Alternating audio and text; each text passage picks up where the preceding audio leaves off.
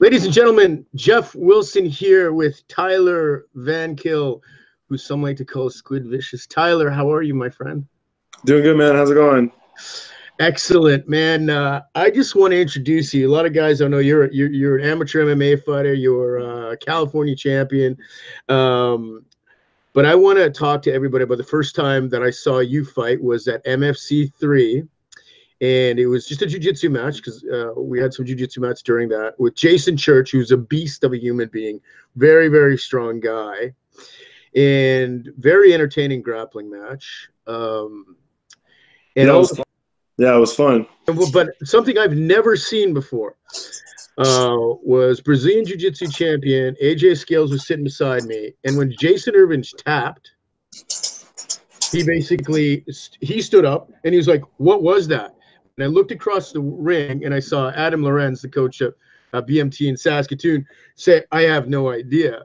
And we're commentating, and you made us look ridiculous because I think I called it an inverted triangle because I'd never seen it before. And we started talking to you after in the hotel, and I was like, "What was that?" And you're like, "As soon as I saw that guy, man, it's called a buggy choke." And then you showed me what it was, and I was like, "Wow." Very, very cool, man. And there's something really special about guys that can do innovative jiu-jitsu at that level where Brazilian Jiu-Jitsu world champion goes, "What was that?" So I gotta say we were really impressed, and Thanks, it's a delight to have fighters, coaches, and fathers. Man, I appreciate it. Yeah, it was. This is my style. I've always been weird. Yeah. And it was awesome. Well, I'm really excited to have you on here, and I know we had breakfast in the hotel after that fight, and my jaw was dropping the whole time for two things. First of all, your story is amazing. Second of all, you're hilarious. And so those are two things that I was like, "Oh, I want to get this guy on my show." And so let's talk about your journey into mixed martial arts, your journey from PEI to the States, and maybe baby Tyler. Yeah, it's a trip, man. My parents were in the military. I was actually born in Alberta, Cold Lake, Alberta, on a military base there. And it used to be Medley, now it's Cold Lakes. It's a whole thing, I guess. And then I was like very young too. Moved back to PEI. Grew up there my whole life. Mom was a judo black belt growing up, so she started us young. We had mats at home, and if we would get like in trouble, we would have to do like break falls on the mats, like 20 break falls or like 25 bridges, or like, just holding kezakatami and like just try to get out and stuff like that. So it's just like little things like that where I just had a base from such a small age, and I competed as provincials and Atlantic championships and stuff when I was a kid and everything. And then I went away from it for a long time. And then, yeah, it was, but growing up, that's where I had started with my mom as a black belt. Right, doing the judo. Amazing to have that level of. I think my dad was actually a black belt in judo too, but he never ever put his hands on me. It's different when you're a kid and you go to like your friend's house and you see them back talking to their parents, and you're like, "Oh man, wish I could do that," but like, mom hit me with the earth. I love it. So you're born in Cold Lake, Alberta. You get to PEI. And your journey in martial arts starts with mom using it as a punishment, or at least when you're doing something bad. No, I mean, we went to class twice, 3 times a week, 4 times a week, and everything. We were all involved, traveling, doing tournaments and all that stuff, all the way up. It wasn't just punishments, but it was just such a part of our life that it was like, get your break falls in kind of thing, That's awesome. How did you get from judo into the next stage? I didn't even start training as an adult until I was 26. I didn't start doing Brazilian Jiu-Jitsu until I was 26. I'm 32 today. So, yeah, I've only been training as an adult for, I didn't have a chance to really be able to like knuckle down and start really until then. We just, yeah. But there was like a long transitional period where I didn't really have a way in the world and stuff, so I didn't really know what was up. So and then it became struggle after struggle, and then finally I found jujitsu, and it kind of saved me again. You know. Talk to me a little bit about that moment or that times where you're at and how jujitsu saved you. I mean, I didn't have a very good relationship in sense with my dad. He was kind of abusive and stuff like that, like pretty bad when I was a kid. So whenever I hit 15, I was kind of like, he had taken off on us. He left a note on my mom's pillow, like, I'm gone, I'm not coming back, you can sell all my stuff. So it was one of those things where there was 4 of us. So my mom had to kind of like take on for all of us, right? And then there was like a lot of abuse that happened to me that I thought my dad took off because of. So it was one of those things where I had a lot of guilt, and then I got depressed about it, and I started doing drugs. And then, yeah, so I would like at 15, I would like basically like anything you could crush up, I would put in my nose. But yeah, it lasted for like 3 solid. I tell people I did ecstasy once for like 3 years straight. It's kind of a trip, but like, you know, especially being in you know, Morel PEI, where there's 300 people, and like I was kind of different, so I was already a little bit of an outcast. I got bullied a lot as a kid too. Like I had to switch schools in 7th grade because I got bullied a lot. So it was just it was just difficult my whole life growing up, kind of thing. You know, it was just I had good times and everything like that too, but like it wasn't easy necessarily. But I think that's good though, because like you can't break me. Nah, it won't have one of those things where, you know, I got into drugs and then I kind of lost my way in that sense, right? And then I was lucky enough to be able to. There's a super good program here in Canada called Katimavik, and youth program for kids 17 to 21, and you could travel across Canada. And I lived in 3 different places for 3 months at a time, and we did like 40 hours of volunteer work for nonprofits. It was a super good program. I found like so much different experiences through it, and like work ethic and all that kind of stuff. It was pretty cool. Was that part of a treatment program or court ordered? No. It wasn't. I kind of used it that way, to be honest with you, but because it just got me out of PEI, away from all that influence and all that bad vibes that I just needed to get away from. But it's not what it was. It was just for people that were 17, 21. Maybe you didn't want to go to university. You didn't want to, you didn't know what you wanted to do, if you wanted to work or do this or that, but you could apply for this program and travel across the country and get a ton of good work experience. I was a junior assistant teacher in a junior kindergarten class. I helped build an activity center in Salmon Arm. And it was like an after-school program for kids. I was a day camp counselor in Quebec. So, and you learn a ton of stuff. I learned to speak French through that program, so I'm bilingual now. A ton of cool things, and I was a loser before that, so I never would have. Like that set me on the path to know that I was worth something. You know what I mean? Yeah, very cool. What's the name of the program? Actually, it's called Katimavik. Katimavik. Yeah. Take a look at it. It's interesting. It seems to have a good effect. So the effect really was get out of the habitual darkness of what you were doing into new experiences. And it sounds like you kind of have like this obsessive personality that when you get into something, I'm going to be bilingual, or I'm going to do jujitsu, or I'm gonna, like, you kind of already have this. If you don't obsess about the right things, you might be in trouble. Yeah, I guess.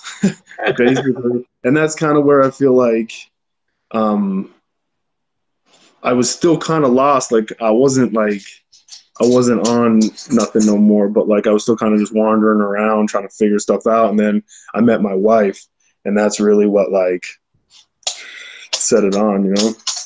I met her when I was 19, moved to Edmonton from PEI. After the program Katimavik was over, I was in PEI again for like 2 weeks in 2007, and then I moved out to Edmonton, and I met her in Edmonton, and I was there for 5 years. Wow, amazing. Yeah. What about that relationship, this relationship that you're in right now, settled you down? Just her. She's just like, we're the right kind of crazy. We fit. We're best friends. Like we met a week after that, we moved in together. 2 weeks after that, we were engaged, and we've been together for 12 years. Wow. That's amazing, man. Yeah, it's just gnarly. She's like the best thing that could ever happen to me. That's April, right? April, yeah. Yeah. She's like, it may sound cheesy and cliche and all that stuff, but like she gives me purpose. It's just crazy, but like, you know, I don't have kids yet, but it's one of those things where I imagine what people say, like when they have kids, it's one of those things where, you know, that she was that first one for me, is like she gave me that purpose to go out and be something. And then now it's just, yeah. You're a different person for it. It's interesting. Jesse Bolt and I talked about the book by Viktor Frankl that he read, Man's Search for Meaning. And Viktor Frankl was a Holocaust survivor. And that book's taught in psychology courses across the world. And how he talked about purpose. And he said very interesting things in that book. One of them is, I think it's on my Facebook. And it's a comment that it says, in between stimulus and response, there's a space. And in that space is where your power is, to make a choice. And in that space is your freedom to grow. And it's truly that way. If you can just get out of the emotions for a second, sit back and do that. And as you start to find purpose, I think, in life, other stuff doesn't matter as much, right? Nope. Nothing else matters. All I do is I'll go to work, I'll come home, and I'll go to the gym.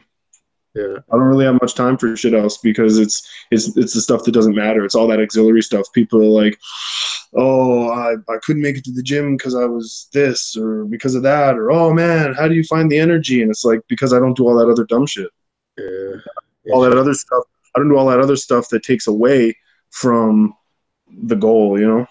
So how'd you get from Edmonton to California, or was that before? So we left Edmonton. My wife had an opportunity with a real estate company that helped Canadians invest in the Sunbelt market. Like the recession didn't hit us as hard as it did back in 2008, and we had a little bit more money in like Edmonton, especially in Alberta.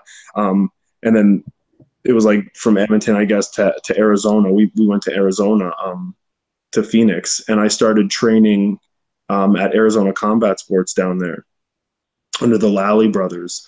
That's where it was like just right at the time where Jamie Varner was at the end of his career. He was still there for his last fight. Where like Dalloway and Bader and all those, Aaron Simpson, all those guys had all started there when they were on Ultimate Fighter and all that stuff before they, John Morago was still there when I was there. I was only there for like a year though. Yeah.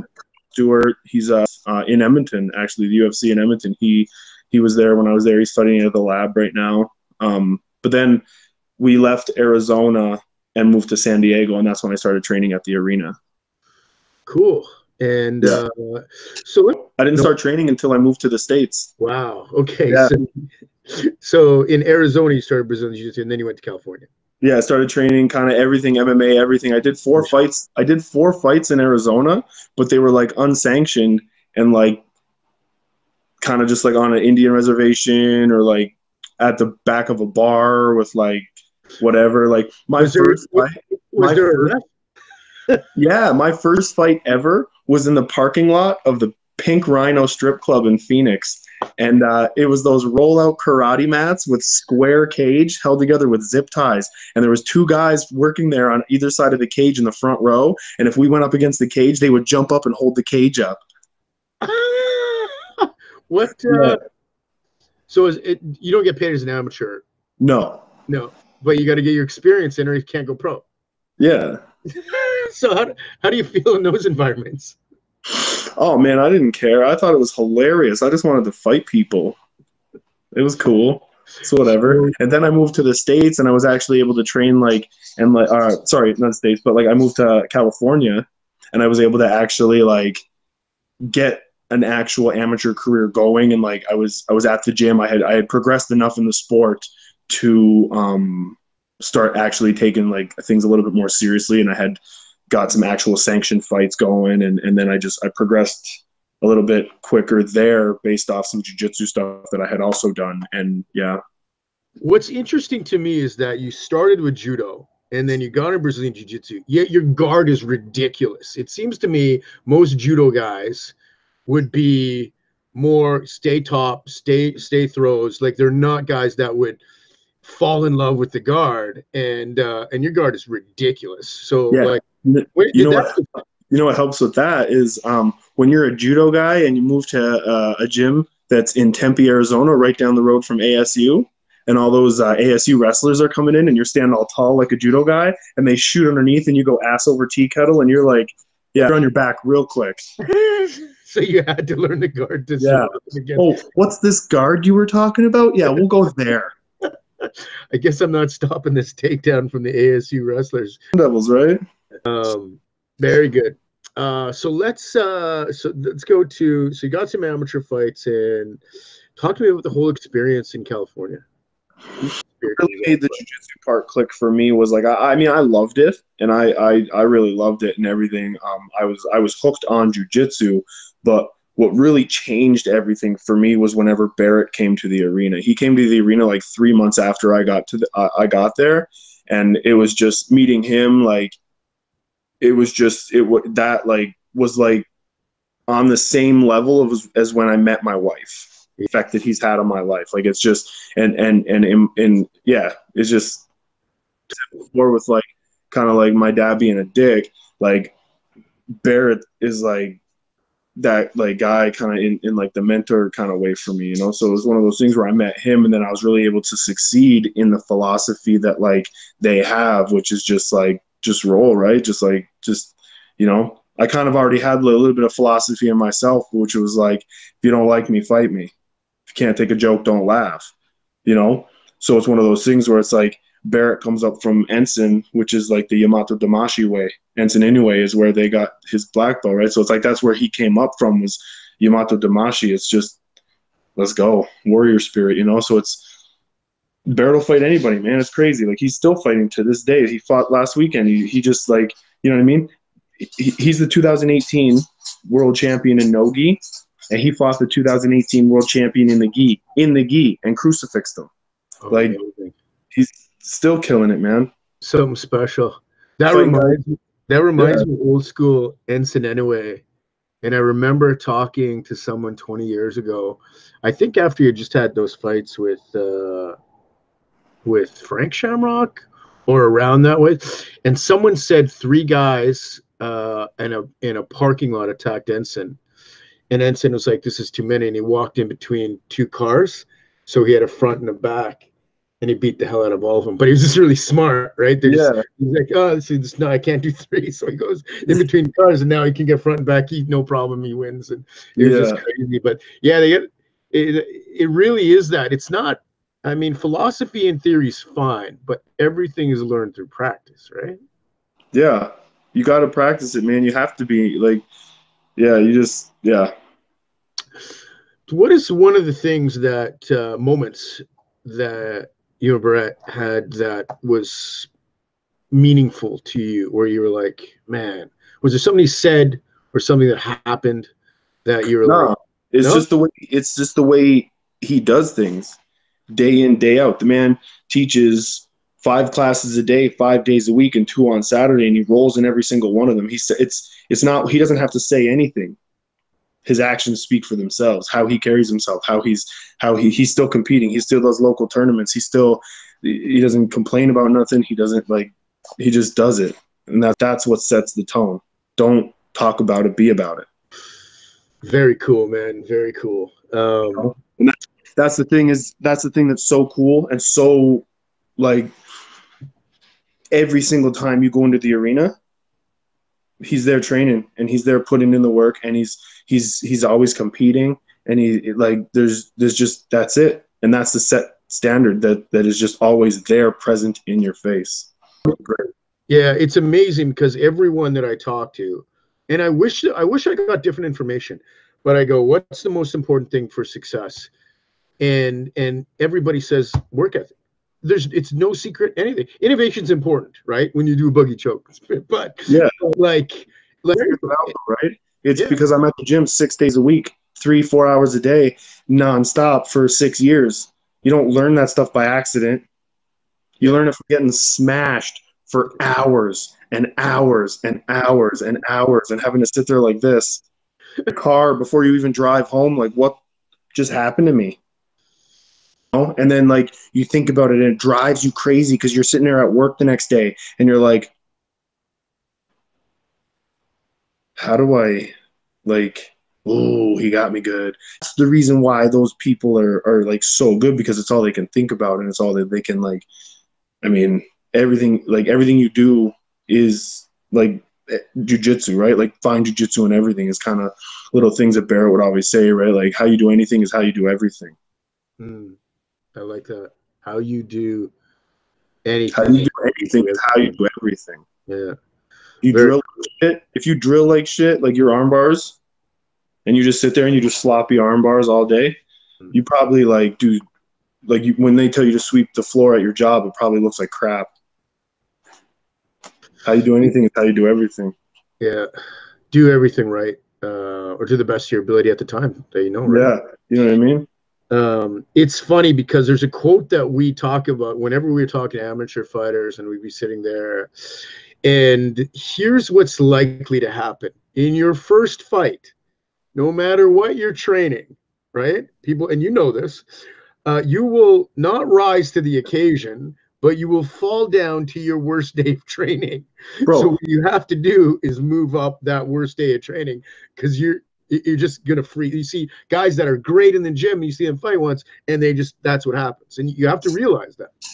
my first fight in California, it was kind of a big deal for me because all my other fights, but I have 4 fights, maybe five in Arizona. I was undefeated at the time, 4-5-0. I had all my finishes. I was doing good. So this was kind of a big deal for me because it was my first sanctioned fight. It was the first one that was going to go on a legit record, you know? So I was like, oh, huh. I walked out. I'm like, oh, I'm doing this. Got punched right in my face and dropped. And I was like, I hit the ground, and it was for that split second. I was like, fight him back! And then I shot in and grabbed his legs, and I drove against the cage. And I was in my head, I'm screaming at myself. I was like, your wife is here. Wife is here. She just watched you got one punched. Yeah, like I ended up turning around, and I got the anaconda choke in the second round. But like, it's just what you said. Like you rise to no occasion. I didn't anyway. I didn't. I walked out and got one punch. No, but that's the psychology behind it, is that you got to get yourself in the right frame of mind to get in the ring and also be relaxed and to be confident in your ability. But you also have to be prepared. And Brian Bird says it well too in Champions Creed. You have to be able to sort of innovate and get in trouble in those situations and just realize that it's going to happen. And you may not have an answer at that moment. You got to figure it out in a split second. Yeah, and that's why I just do weird shit because they're like, "What was that?" And I was like, "I don't know. I just thought it would hurt you." What was that? And I like for a second, you're like, "I wish I had an answer," but no, I don't know, man. I was like, "Oh, I wonder if I snap his arm that way, it'll hurt." Stop, tap, tap. Yeah, it did. Sweet. Very cool, man. But you made a recent decision now, and you are now training at Toshido with David Lea, great club out there. So many good fighters, pro fighters, Yep. UFC fighters out of there. You made that change, and I think it's a great change for you. And he's a guy that can help get you to the right places. Why'd you make that change, and how did that come about? So we were in California for 5 years dealing with the immigration situation. As a not an easy situation in the States, especially now with the administration that's in. It's such a hot topic. It's one of those things where it was just taking too long. It was taking too much money. And I wanted to go pro. And without that visa coming through, you can't go pro because, you need a work permit. So without that work permit, we were living kind of with my wife's company, and it was kind of just getting to be a little bit too difficult. So we decided to move back. It's still kind of going through and stuff, but it's just easier to do it from here.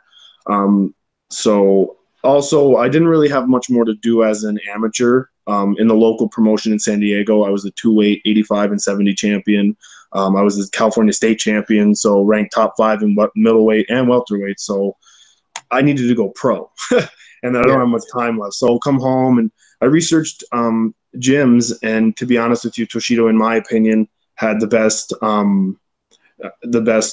record of built, not just getting like having UFC fighters, because any gym can have UFC fighters if they go there after they're already an established fighter. So nothing against any other training facilities around. I figured I kind of looked at it, and Dave really had the best record of building successful fighters from the ground up and making them into the UFC. So already with that established, I figured Kelowna was the best option. So we loaded up the truck and blew that popsicle stand. I love it. And what I like to see is David's almost changed now from just pro adults, and now he's got these crazy kids that are coming up with crazy stuff. And I'm like, that's the future. And he's now what he's doing is building people more than just champions, right? Like from the ground. And you're part of that now, so that's cool. Yeah, it's pretty insane, man. Like it's one of those things, because at the arena we didn't really have any kids go there. There was 1,200 members and it was all adults. So it's cool to be around that kids vibe with martial arts, to see them grow through it. And I'm actually teaching the gi class now there. We started a gi program there. It's Barrett Submissions Canada. So Toshido's a Barrett Submissions affiliate. And I getting to teach the kids there, man, it's so cool to see them grow. Like Dave, already those kids have such a great base. Them moving over into the gi has been kind of pretty seamless, man. They're just picking it up so well. And like we just won gi and no gi kind of combined youth team trophy at the last tournament that we did. So it was pretty cool. We're already dominating tournaments on the local level. So yeah, it's awesome. I don't have kids. You don't have kids. And I was talking to a couple of my friends. As much as it's a struggle to have kids, they're amazing, and it's great to have. But he said, the greatest thing about children is that you get to live life twice. And I was like, what do you mean?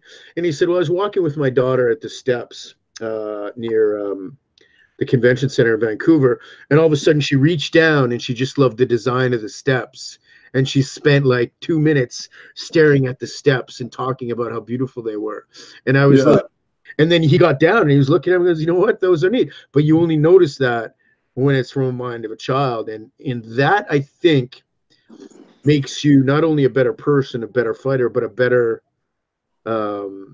it energizes you, right? Yeah, it really does. And I think, honestly, to a degree, like I'm not like I am a super immature person in ways, but it's one of those things where I can really relate on that base level with kids. And I think, honestly, I look at martial arts still from that kid perspective.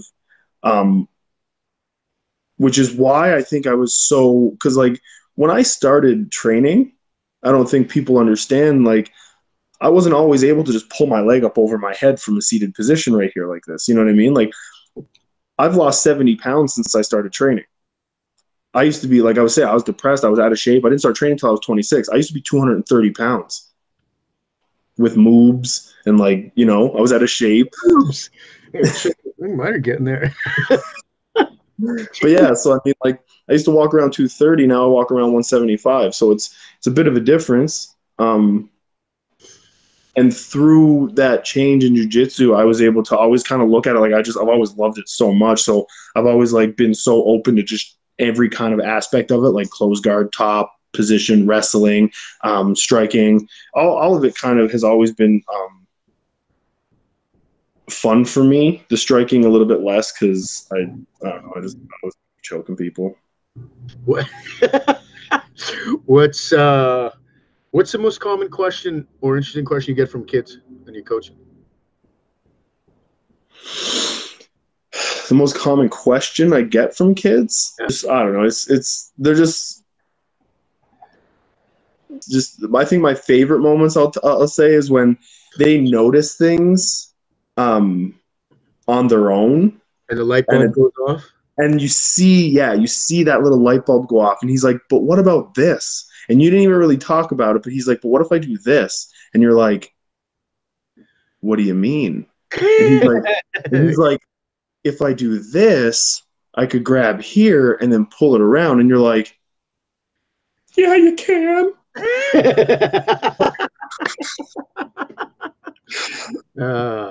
Amazing, amazing, and amazing that you don't tell them why. Amazing that you let them figure it out themselves. It's a good. Yeah, and that's the cool thing, because it's not that I'm letting them figure it out. I'm just letting them explore their own curiosity, or this little kid Liam. I was like, "What are you saying, Liam?" He was at a tournament, and he was about to be up, and I was just looking at him, and he kind of looked like he was focusing, and I was like, "What are you saying, buddy?" He looked up at me, and he goes, "I like lion killer chokes." I'm like, "Yeah, you do." Woo! Like, what do you say to kids like that? Like, it's just awesome. You're the Lion King. Way to go! Yeah.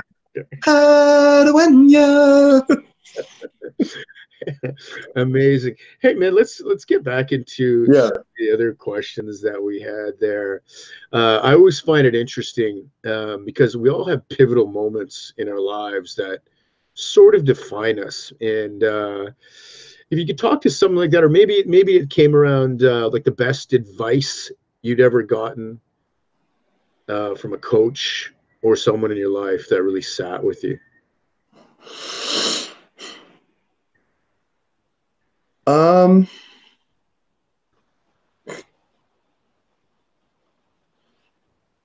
to just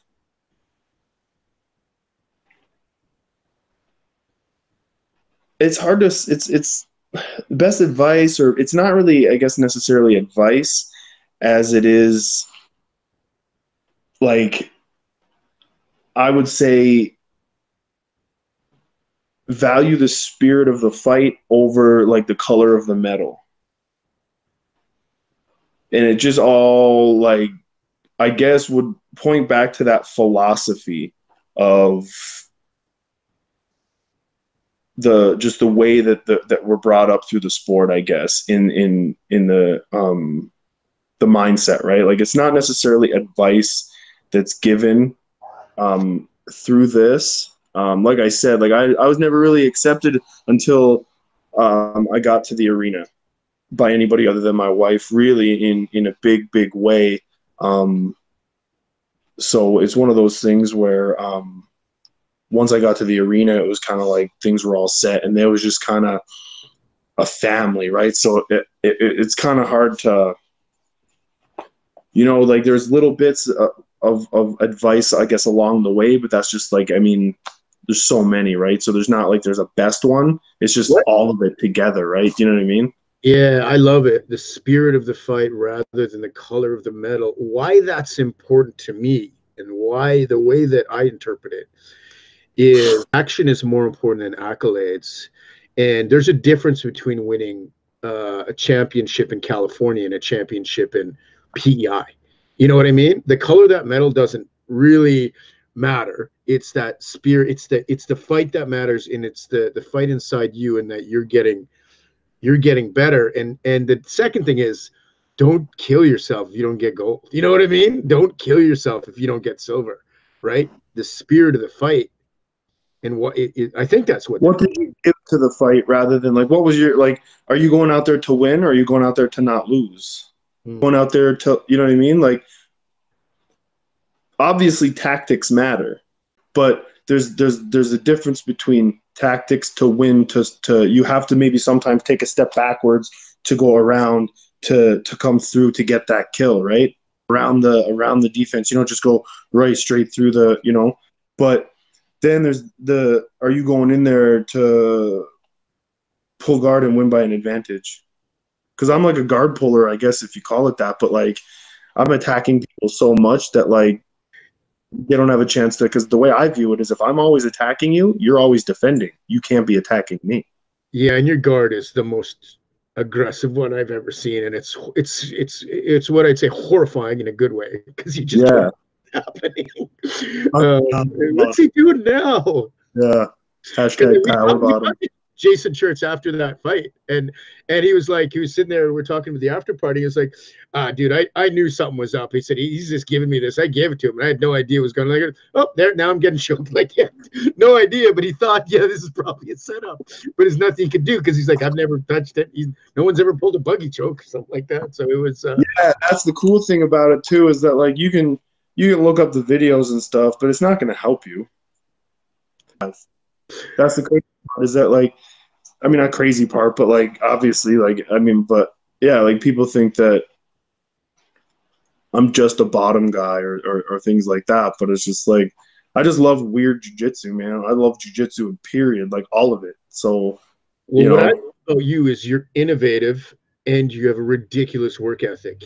And when you mix those two together, you legitimately have a champion, because you get out of trouble when you're there. Like you said, based on your life story, you can't break me.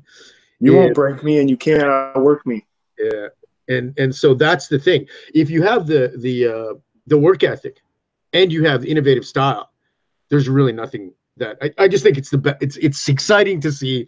And like I said earlier, when AJ Scales and Adam Laurent stand up, and they're like, what was that? I don't know. And then they're like, we got to figure it out, right? And those guys are really, really good. It's inspiring to see that. And I'm pretty excited to see where you go from here. Really appreciate you taking the time. Had a wonderful time with us. So if people want to train with you, they can get out to Toshido in Kelowna right now. Absolutely. We kind of know what's next for you, but what's the message that you kind of want to share with your fans in the world as you continue to compete and continue to go forward? So treat people just like with respect, you know what I mean? Basically, like, the way I try to live is that, like, just, you don't know what any person's going through at any specific point in time. You know what I mean? I used to work at a casino in Edmonton, and I would have people that would treat me like shit because I accidentally brought out the wrong kind of sauce for their salad, right? But my wife had cancer at the time, but they didn't know that, right? But they didn't know that they were treating me like shit, whenever really I was just stressed about the fact that I had to go home that night and deal with my wife who was sick with cancer, right? So it's one of those things where at any given moment, you don't know what someone's going through, right? So at that moment, be the person that could, like, change their life for the positive. You know what I mean? At that moment, that person could be ready to break or not break. And that could be the decisive factor. Whereas if you're just like, you know, nicer. Yeah, and Tyler, thank you so much. It was great talking to you. I'm super excited to see where you're going to get to in the next little bit. I should be in Kelowna in September. I'm going to take you and your wife out for dinner, but I really appreciate you taking the time. Until then, can't wait. I'll hopefully be making my pro debut in September. There's a couple promotions maybe trying to get something together to me so I can put some elbows to orbitals. Sweet. It's elbows to orbitals. I love it. Well, let me know when it is. I'll see if I can get out to it. And thanks again for taking the time, man. Yeah, appreciate it, man. Thank you. Have a great evening.